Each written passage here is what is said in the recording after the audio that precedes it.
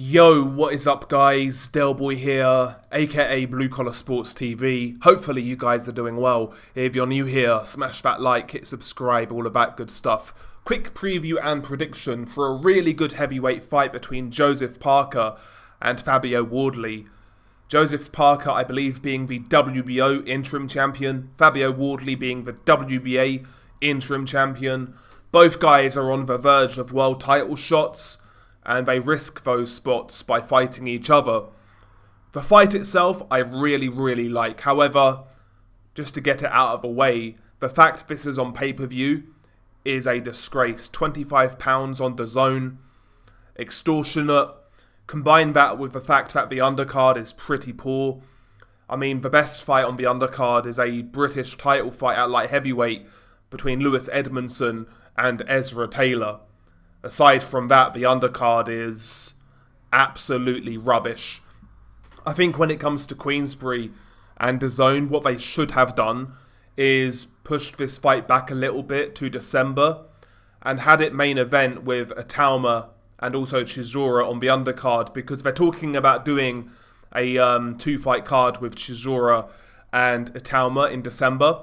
If you combined those with Parker Wardley, then maybe you could try and sell it as pay-per-view, but there's just no meat on the bones in regards to this event outside the main event. So yeah, I'm disappointed by the fact this is on pay-per-view, meaning I will have to find alternative ways to watch it because I'm just not paying for it. But the fight itself is good. The main event is good. Let's briefly break down, I guess, the tale of the tape between these two fighters. Joseph Parker goes in with a record of 36 wins, 3 defeats, 24 of his 36 wins coming by way of knockout. Fabio Wardley goes in with a record of 19 wins, 0 losses, 1 draw, 18 of his 19 wins coming by way of knockout. That would indicate that Wardley is the harder puncher of the two. Has to be said, Wardley has fought at a lower level in comparison to Joseph Parker. But I do think, regardless of that, Wardley is the more explosive puncher here. He does have a power advantage. And, that is something to consider. Joseph Parker is listed as 6'4" with a 76-inch reach, whereas Fabio Wardley is listed as 6'5". And I believe he has a 78-inch reach, but there's different figures in regards to Wardley's reach. Some sources state it's 76 inches, whereas others claim it's 78 inches. So it does appear that maybe Wardley is slightly taller, slightly longer, but there's not much in it in regards to height and reach. Joseph Parker, 33 years old. Fabio Wardley, 30 years old. Again, Wardley has the advantage of youth, less miles on the clock, although, his recent fights, some of his recent fights have been very hard. The Justice Hooney fight, the fight with Fraser Clark, the first fight. He's had a couple of wars in recent times, but you would still imagine he is the fresher fighter of the two. Parker's had a hard career over the years, but in saying that, he's obviously picked up a lot of experience. His level of competition dwarfs that of Fabio Wardley's. He's been a world champion. He's fought guys like AJ, Dillian White, Chisora, Andy Ruiz, Zhili Zhang, Wilder, but we could go on. So yeah, Wardley more than likely is the fresher of the two, but Parker's got a boatload more experience. Now the tale of the tape is out of the way. Let's, I guess, break down how I believe this fight's going to go and what I believe each guy should do to win this fight. I will say I think this fight is the quintessential example of a fighter having a puncher's chance. I know that expression is a bit cliche in boxing these days, it's used a lot, but that's basically how I feel about this fight. I see Parker obviously as the more experienced operator, the more well-rounded boxer, the technically more astute boxer, and as long as he stays on his feet and is in good condition, I think he should outbox Wardley for the majority of rounds. However, Wardley, being a late starter, doesn't have the amateur pedigree. He doesn't have that base of boxing fundamentals, but he is quick, he is explosive, and he does hit hard. And even when he's been losing fights or, going back and forth in fights, that power always seems to be a factor. We saw that in the first Fraser-Clarke fight. When Clarke would have success, Wardley would come back with a big shot. And notably, we saw that against Justice Hooney, a fight in which Wardley was borderline getting washed in. He pulls out that right hand to secure himself a win. I think Wardley does have the, like I say, the quintessential puncher's chance in this fight. Parker, for me, in this one, I'm interested to see what condition he goes in at. Going into the Bakole fight, he went in heavier. He was initially, obviously, training to fight Dubois. And he was going in heavier to, I guess, contend with the power and strength of Dubois. This time around, I wonder whether he's going to take the opposite approach, maybe come in a little bit lighter, try and utilise that jab, try and utilise that foot movement and distance, and try and box with Wardley. Because we saw the in and out movement of Hooney really give Wardley a lot of trouble. We saw the jab of Fraser-Clarke give Wardley a lot of trouble. Couldn't really avoid it in that first fight. So I wonder whether Parker in this bout is going to revert to being more of a boxer, more so than a boxer-puncher. Because it felt like that Bakole fight, the plan was to be a boxer-puncher. And I wonder whether he's going to go back to the boxer type in this bout. I think it might prove successful for him. Again, Wardley doesn't contend well with a guy who can jab and maintain range. We've seen that in a couple of fights now. And obviously I think Parker's better than Fraser-Clarke and better than Justice Hooney.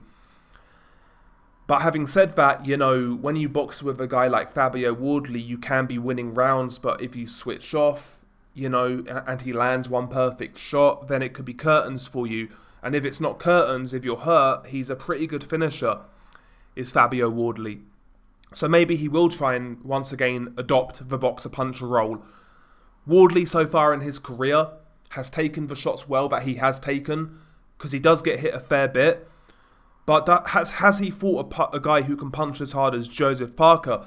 And I know Parker doesn't have the reputation of being a big puncher, but I think he punches hard enough with enough speed.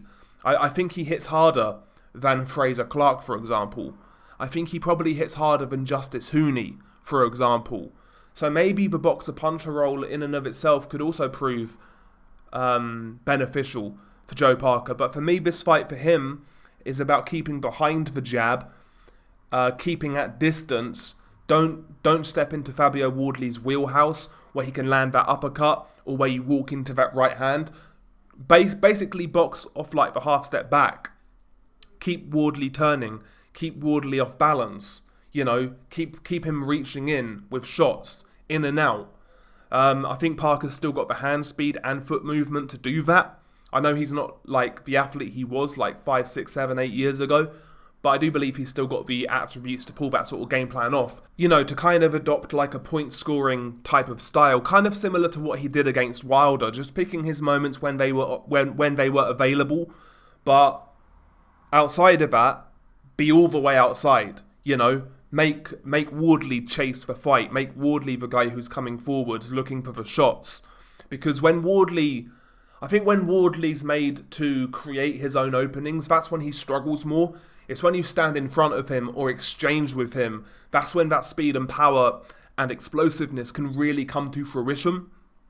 But I think he's one of those guys, because of his lack of pedigree, if you make him chase the fight, if you make him lead on the front foot, I think that's when the lack of refinement will start to show through. And I think we've seen that in a couple of fights with Wardley. So for me, Parker in this fight, pretty simple, has to be the boxer. He has to utilise that jab, keep behind the jab, stay at distance, maybe mix and match with boxer-puncher type style as this fight goes on, try and test that chin of Wardley, especially when Wardley gets more desperate, providing Parker's winning the majority of rounds. Because at that point, Wardley's going to get desperate, he's going to start swinging, and maybe at that point, Parker needs to put him in his place and make him realise not only am I being outboxed, but if this guy counters me, he can actually hurt me as well. Because Wardley, despite the limitations, despite losing rounds, he's not going to lose belief in that right hand. So yeah, maybe the boxer puncher type style will prove pivotal as the fight goes on to once again rein in Fabio Wardley's ambition. As for Wardley, man, I mean, again, I look at this fight and the way I think about it is, if Parker's on his feet and isn't hurt, I can't see Wardley winning a whole lot of rounds in this fight.